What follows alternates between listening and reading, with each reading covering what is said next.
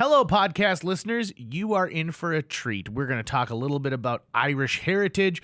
We're going to touch on things like Jaws. So we're going to go all over the map. Travel along with us on this episode of JJ Meets World.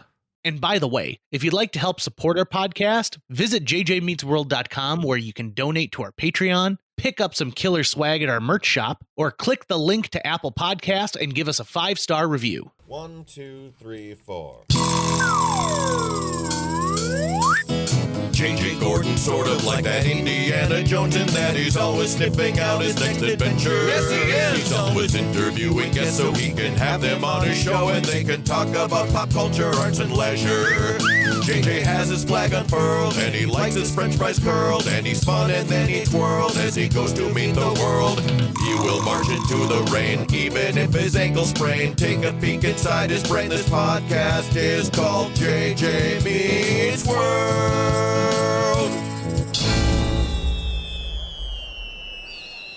Top of the morning to you, Tucker. Top of the morning. St. Patrick's Day. Happy St. Patty's Day. Now, you've got a lot of Irish heritage. Yeah.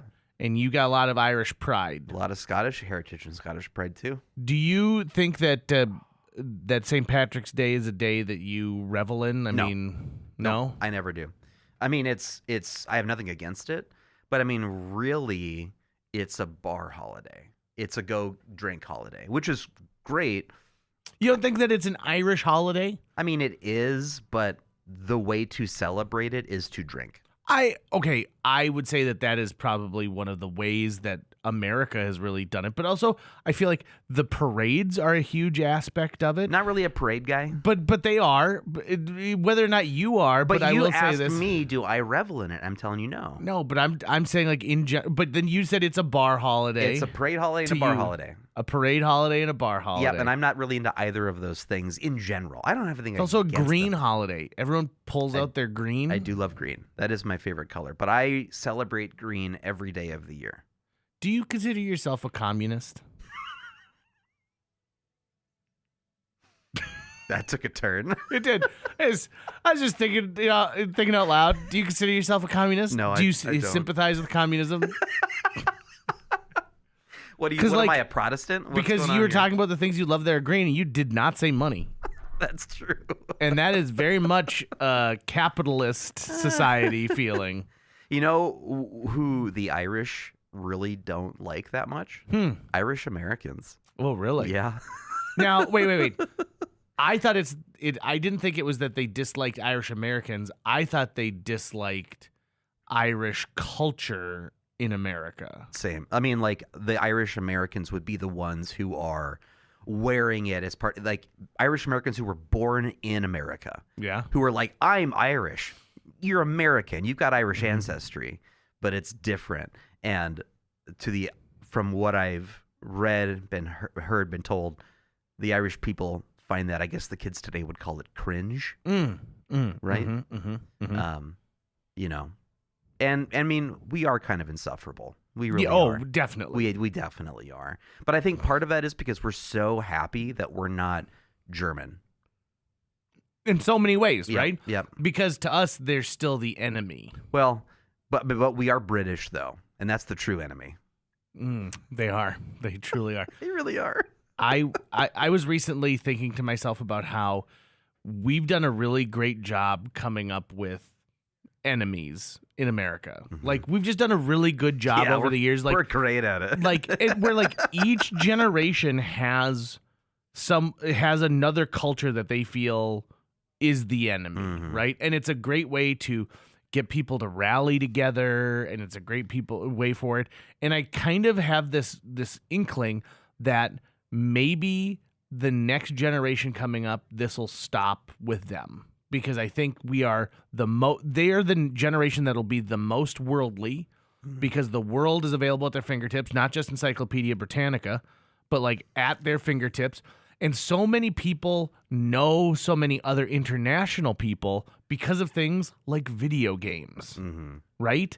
So you're constantly talking with the guy that you know from Bangkok, and you're constantly talking with the girl you know in Australia, because you're all in the same guild on World of Warcraft Mm-hmm. or something like that. Mm-hmm. And so, and because of that, and this is, hear me out on this, we are kind of told that this culture is evil, but it's not. It may have leaders that disagree with what we're saying and take action upon that, but for the most part, a country is made up of a lot of people. And maybe I'm saying that because if you're listening to this from another part of the world, I am not the president. And I am so sorry, and I am so embarrassed. Yeah, this is the kind of conversation that would be happening in a bar on St. Patty's Day with an Irish American. Listen, Super drunk. listen, I love you. Well, for example, like I remember one of the greatest nights of my life was in a bar in Amsterdam with Jeremiah Hammerling, Bryce Richardson, his roommates, who I think were all from. Were they all from Israel? I think so. Anyway, if Bryce is listening to this, correct me but I'm pretty sure your roommates, there's like twin brothers from Israel. And then we were like with these English cops, and like it was a melting pot of people, right? All together. And we were all just getting absolutely drunk, and these British cops had their wives with them, and they told, so like when people in the US go to Mexico so that they can just drink and like, be like, I'm better than you to another culture. That's what apparently the English do with Amsterdam. Yeah, that like makes sense. they have like quick little trips to Amsterdam because the flight is only like $50, and so you go and spend weekends there and get verschnickered. Visit the red light district or whatever. And Yeah, I mean if that's your thing, but like there's plenty of other, there's a lot that you can do in Amsterdam if you just want a vacation for a smidge. But yeah, so I just wanted everyone to know that the actions of the United States don't represent all of the people of the United States in the same way that, like the Italian culture during World War II, Mussolini doesn't represent all of the Italian people, right? And I think that is the thing that current generations are going to be smarter about going forward, is like, I'm not going to roll everyone together. But it was really easy when people like Walt Disney were making propaganda films about how dollars in your pockets is burning through and helping the Axis, and so you need to spend it on scrap metal for the Allies. Have you ever seen those propaganda films? Yeah. I mean, they're amazing in their message, right. and they certainly got people excited about what was going on.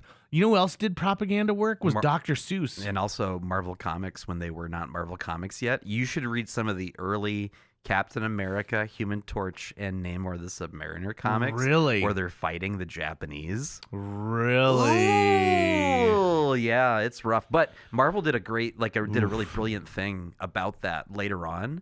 They made the golden era age comics in the history of Marvel, that those were in-universe propaganda comics made by the different countries, and so those weren't the actual things that happened. That was what New Yorkers on the streets in the 30s were reading about the exploits of Captain America, but that's not what actually happened. Sure. Right, so it's like in the Golden Age, Bucky was this little kid who was helping out Captain America, but in reality, he was Captain America's age, and he was doing covert missions. But that's how they could sell war bonds, was that if Captain America had this little plucky sidekick. And that's why those comics are super racist. Like, damn, like, holy shit. And it's weird where Namor the Submariner, who's the Prince of Atlantis, has just decided, you know what, I'm going to enter World War II and I'm on the side of America. And so he was just routinely fighting Nazis, mostly, for him. But then, the Japanese and the Italians were also in the crosshairs. Wow. Yeah, it's wild. It's pretty wild. It's the 50th anniversary of Jaws this year. Do you know that? What? That's not far leap. Do you have like a dice that you just roll? No. To what should I say next? No, one of the most iconic speeches, of course. Mention Jaws. No. One of the most iconic speeches is Quint talking about being on the USS Indianapolis during World War II and how they were hit by like a U-boat and they sank, and then all those tiger sharks eating, 300 men went into the water, only 75 came out of the water. Why is he John F. JFK? Because that was the accent they used. He's like, JFK. come on, Brody. Not with 3 barrels on him, me can't. Did you see that their 3 sons have done like a... It's not their 3 sons. It's not. It's just his son. It's the guy who played Quint, whose son looks just like him. Yeah. I would love if Theater B would do this play. It's called The Shark is Broken. Yeah, okay. And the play, like, it was just on Broadway like 2 summers ago, and I wanted to go because Alex Brightman, who played Beetlejuice on Broadway, played Hooper, played the Richard Dreyfuss part, and I hear that the play is absolutely wonderful and hilarious. The guy who played the lead character, Roy Schneider. That actor looks like he could be the son of Roy Schneider. When I saw the still, I was like, holy fuck. The guy the Quint's son looks just like his him. dad. Just and like sounds just like his dad. And he's the one who wrote the show as well. Okay, that makes a ton of sense. I need to read that play. It had a West End run first, and then it moved over to Broadway. I'm pretty sure, and I'm pretty sure she's listening right now. I'm pretty sure our friend Rachel saw that show on Broadway. When would it be available? Like, how long does it have to play before the rights are available? Oh, it's closed on Broadway already. Oh, it is? Yeah. Okay. It had a limited... It's one of those interesting shows that has a limited engagement. So, it was in West End and it came over here. So I bet you there is probably some open rights to it. So what is the premise of the show? So the premise is that it is while they're shooting the movie Jaws and the shark breaks. And so it's like this time in between where these guys like have to get together and talk. God, can you imagine Jake as Quinn? Oh, he'd be amazing. He'd be amazing. And like, you could probably play Roy Schneider's part if you really wanted. You'd probably be pretty decent at that. Though I think I'd want to direct it. Would you? I think so, yeah. The Shark is Broken. I'm going to be in a play. What play? So, I think it's okay to say this, even though it's not out there yet. But Romeo and Juliet's going to be happening in the fall, in conjunction with NDSU, correct? NDSU, yeah. And I will be playing Lord Capulet. Ooh. And I was like, hey, there's a couple of characters I could play. I think the meatiest one would be Friar Lawrence. Mm-hmm. And so I was kind of fingers crossed for Friar Lawrence. But I went in and I read for Friar Lawrence, and I just ate a dick. Like, I sucked. You're just no good? I did a really bad audition, which I kind of needed because I hadn't auditioned in like 5 years, right? And so I knew, like, this is not going to feel good. This is going to feel bad. And then at one point, the director was like, hey, read this scene with Lord Capulet. I went, okay. And I just did my impression of, Mm-hmm. And he said, oh my God, that. And so now I'm going to be that in Lord Capulet. The whole idea of this Lord Capulet is that he's a buffoon, mm-hmm. and that his wife is really running the show, but he doesn't really realize it. Think of like... I know exactly the person you're talking about. From Lord Tyrell from mm-hmm. Game of Thrones, sure. who's his wife is actually running the show, mm-hmm. or his mother is. He's a doofus and has no clue that he's a doofus. I would like you to watch Jim Henson's The Frog Prince. Sure. And the way that they play the king in that is like, from what you're describing, is spot on. I do need more reference points because it's going to be a really small part, but I'm really excited about it because that means, like, I already made my version of the script that has just like the sections that I need to memorize. So mm-hmm. it's only like 15 pages. Which is actually really nice because then I get to be in a play, but I'm also not killing myself like I had during Hamlet, where it's like every second of every day that I wasn't working, I was trying to memorize the words. And then that means that I can actually focus more on how do we make, like, I get to be comedic relief. Yeah. Which will be a lot of fun. Great. Be a ton of fun. I played the prince in Romeo and Juliet when Fargo South High did it.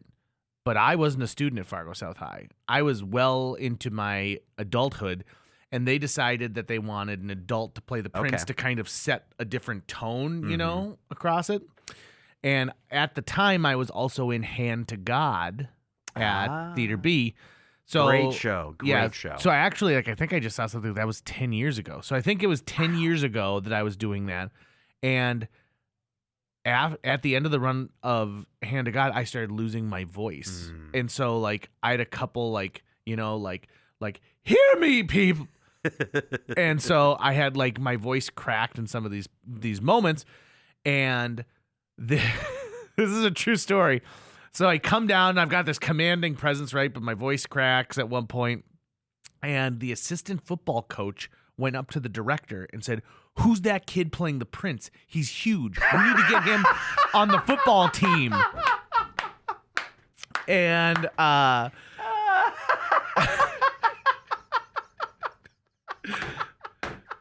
and I almost passed out just right, now.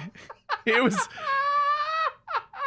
And so, like, the director played coy and was like, "Oh yeah, you should go talk to him." And so afterwards, this guy came up and he's like, "Hey, listen, have you ever thought about playing football?" And I was like, "I'm 31 years old. Like, I don't belong here." And so it was this fun little gag, this fun little make-em-up that we got with them. But it was a couple of interesting things happened to me when I was in. How far do you think you could have taken that before he found out? Like, I mean, sign me up, coach. To be honest, I could have gotten a scholarship, to play. I would fucking pay good money to watch you in one game. Fucking rock a bunch of kids. Lift them up over my shoulders, like grab the kid who's carrying the ball and like. One of my favorite football movies is Little Giants. It's just a great football movie. It's phenomenal. But I've never understood, if I were a coach, a football coach in the NFL, I would be teaching my guys these ridiculous plays where they would do things like two guys run at the quarterback and they don't want the quarterback to throw the ball. They want to get to him first and then carry the quarterback, like both of them, like grab him. Yep. And then and like keep the ball with him and like you carry him all the way and then you spike the quarterback. Now you get it into the other Rick realm. Moranis and Ed O'Neill. Correct. Right? They could make a sequel. Oh, they could. They in a absolutely heartbeat. could. And they became, their chemistry was fantastic. So good as antagonists. And they're supposed to be brothers, and they're brothers who do love and care for each other, right? Mm-hmm. But physically, they just pair so well. Right, yeah. Ed O'Neill, this tall, intimidating, like physical specimen, and then Rick Moranis, who's small and slumped, right? Ugh. I just wish I know Rick Moranis is retired and he's happy in his retirement, but I really would love him to come back. You know what I kind of want to touch on real quick, which has like been weighing on me, and I've been thinking about it a lot. This Gene Hackman. Yeah, and the situation with his wife. The recent news of it too, where they think they figured it out. Yeah, where she. Well, sad. So are you aware of what hantavirus is? No. So this is a PSA on JJ Meets World. So hantavirus is a disease you get from mice, rodents, but most often mice, and it's found in their fecal matter and in their urine. And when people sweep up like droppings, it kicks it into the air, and so you get it into your lungs, and it's a lung disease that like slowly but surely like strangles you from the inside out. And it's very prevalent in poor areas. It's very prevalent in rural areas. Okay. And it's for the reason why for example, I have a crawl space that runs underneath the entire length of my house that we use for storage. When my mom died, the house sat empty for a year and we ended up getting a mouse infestation. So I had to do a bunch of, killing and clean out everything, blah, blah, blah, blah, blah. So one of the things was what we were going to do with the crawl space, which is where the mice, essentially put up it became like Mouse Town down there. So we knew that we had trapped and disposed of all the mice that were there, but all their droppings were everywhere. So we went through with a bleach solution in like a garden sprayer, and we sprayed every surface, because once the bleach kills it, then you can sweep it up. I see. Okay. A lot of people will even like vacuum it up, and then so the exhaust that comes out of the vacuum or when you're dumping the canister. Damn. So his wife had hantavirus, and it's one of those things that you don't look for right away, but once you hear it's like, yeah, that makes total sense, right? So she dies of hantavirus, and then the idea that he was so far progressed in his Alzheimer's and dementia that he walked around for 7 days. And there's no one there to give him his medicine. Right. There's no one there to feed him, all that kind of stuff. And then they think a heart attack or something? They said it was like a heart distress. So not necessarily a heart attack, but like It could have been from severe dehydration because he Right. wasn't drinking water. Right. And then their dog died because they think the dog was kenneled, I think, and, Yep. and couldn't be taken care of as well. Correct. So sad. So incredibly sad. Oh, it's horrific. Yeah. Oof. And it's one of those things where the Apple Watch and that fall feature that they have on it Mm-hmm. could have saved both of their lives. Yeah. Yeah. Like if they had been wearing an Apple Watch and you fell and you didn't do anything and it alerted the police. Yeah. It made me think about like that technology, and like Gene Hackman had been estranged from his daughter, and so there was no reason for Oh. people to check on So them. that part I didn't know. I didn't know that they weren't in contact at all. Yeah. And so think about this. Like you live alone. Okay. If you were to slip and fall in the shower and break your neck, Mm-hmm. right? Mm-hmm. How long would you be in that space until somebody, I mean, I can tell you this much. We record almost every week. Mm-hmm. Okay. But I am not, it's not uncommon that if you text me or I text you, we don't get back to each other. Right. And recently I sent you that amazing John Goodman, Colonel Sanders thing because whenever I see it, I think of you for some reason. But you didn't say anything back to that, right? You didn't respond to my clip from the Mr. In Between. Yes. Where his buddy wants him to help him film home porn. Yes, right? And so we both enjoyed it Yep. individually. And so like But that's the way our relationship it works is. too, is like, But if you hadn't gotten back, get to back to me me whenever. about a recording, like by the time Sunday rolls around, I'd be like, hey, we got to record something. Hey, by Sunday afternoon. So like if this happened on a Monday when you went to work, I would for sure go and beat down your door by Sunday evening. mm-hmm. But that's almost a whole week. Right. I would assume, so I mean, at work, I have an emergency contact listed. Mm-hmm. And so if I hadn't shown up on day 2 and I wasn't communicating with them, because they would be at, like if I was 10 minutes late, they'd be calling me. Would they? Yeah. And so, Do you have the keys to something that they need? They're No, like, Tucker's just- got the keys to the break room. no, it's just, where are you? You're supposed to be at work, kind of a thing. But so I think within 2 days, they would probably call my emergency contact, and who would then, if my family hadn't been trying to get a hold of me, then they would try then. And if they still hadn't heard back from me, well, I guess at that point, if it's 48 hours, then the police will do a welfare check regardless. But to list me as a missing person would be within 48 hours. So my guess is they would do a welfare check. I think within 2 days, I would be found. I wonder if I would still be dead. before someone can be listed as a missing person, they have to do a welfare check. I don't know. Like I think that would probably be. I think that they would exhaust the options before they list a missing person. Sure, that makes sense. Yeah, But like if you were down by the lake Mhm. and like you fell into the lake and then you were underneath a dock and you were caught up in a weed eater. I mean, listen, my mom lives alone. My dad lives alone. Mhm. But they have people in their lives that talk to them regularly. But I don't. It's scary. If a date went by without getting a DM in my Facebook or my Instagram from your dad, I would worry. And I would go check. I mean, if I didn't get 6, I would probably be like, something's not okay. He must be sick. I haven't lived alone in a while, but something's been happening recently, and I gotta ask like a medical professional. But when I'm getting up from the couch, or like if I'm in a crouch position and I get up, which has been a lot lately because I've been working out more, I'm starting to get lightheaded from it. You're doing it too fast, and I'm just standing up.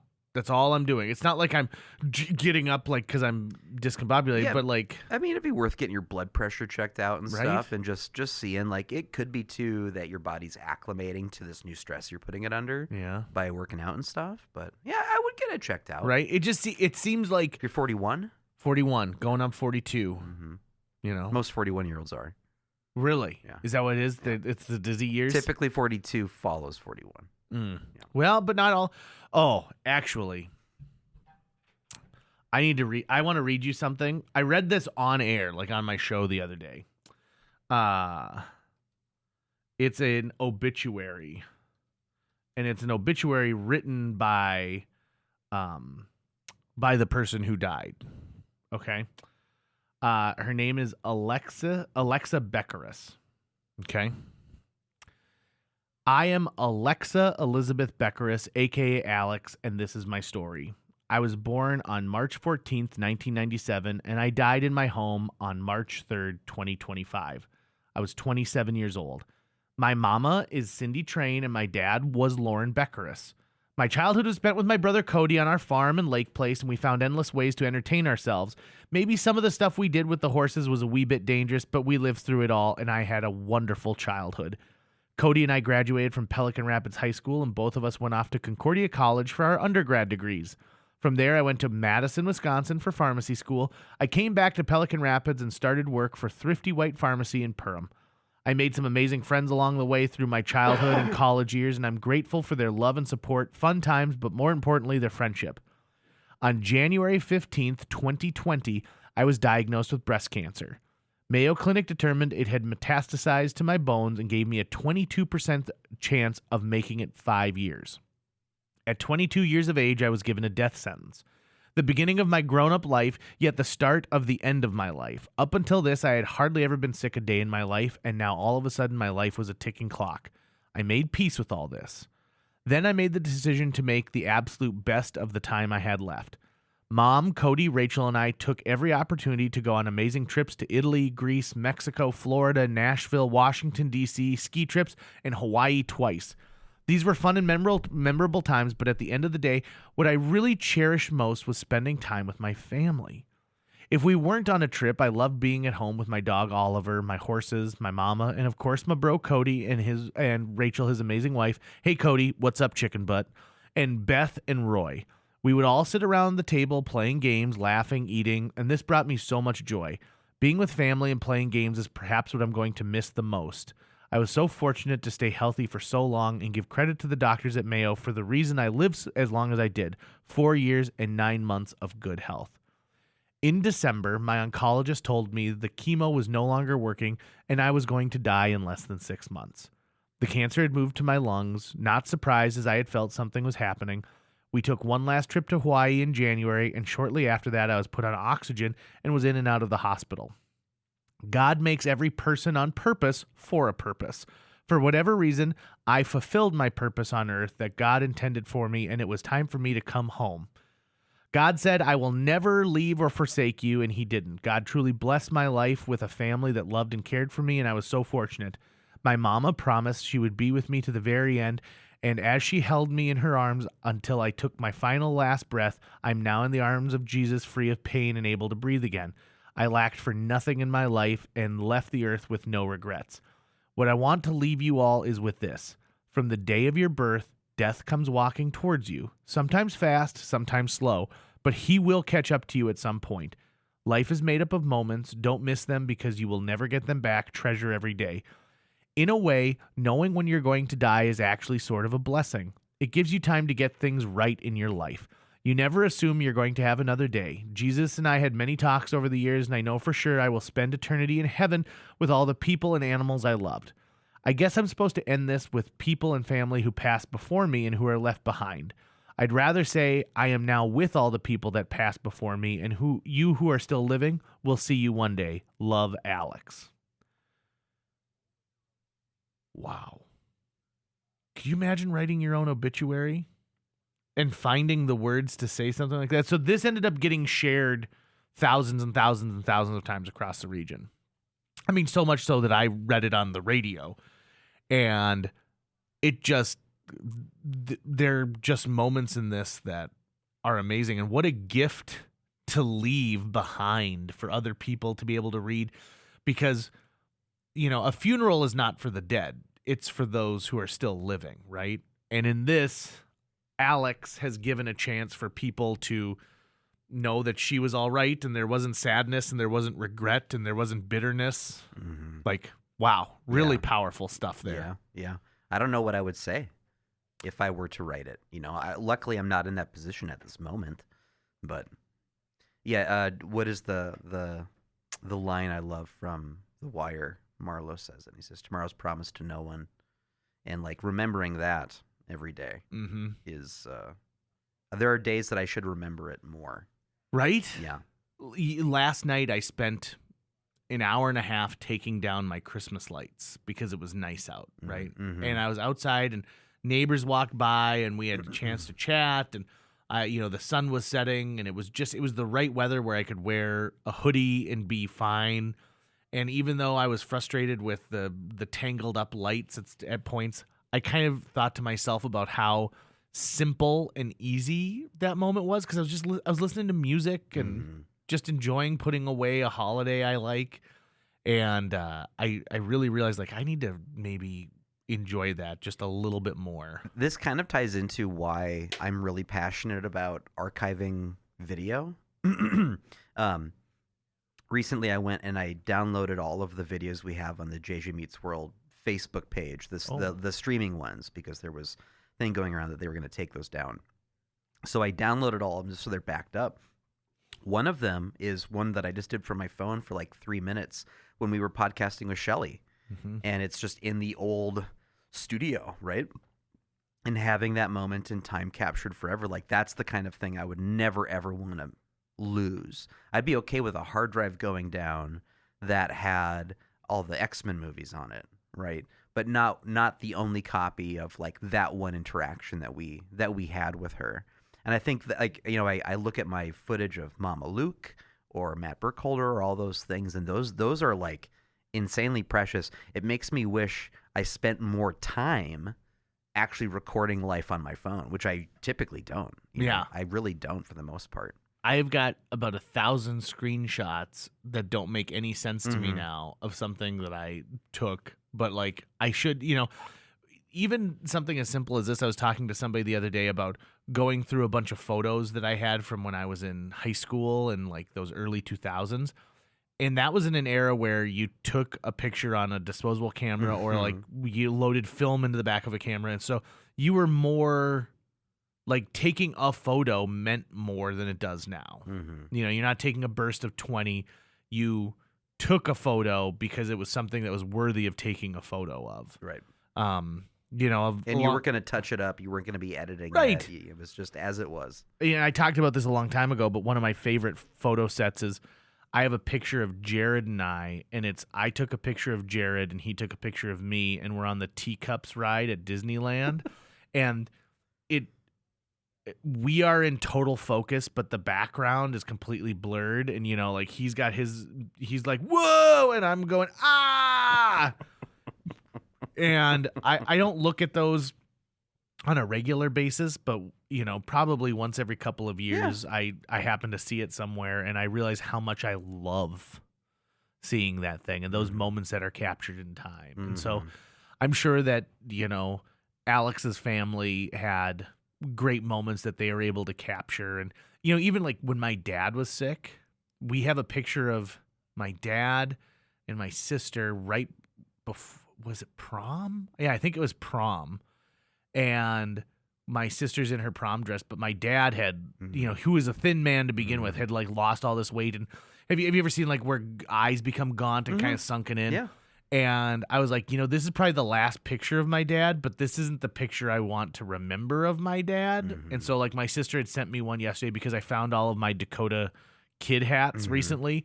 And she sent me a picture of my dad wearing a Dakota Kid hat and then a Pepper's Sports Bar sweatshirt.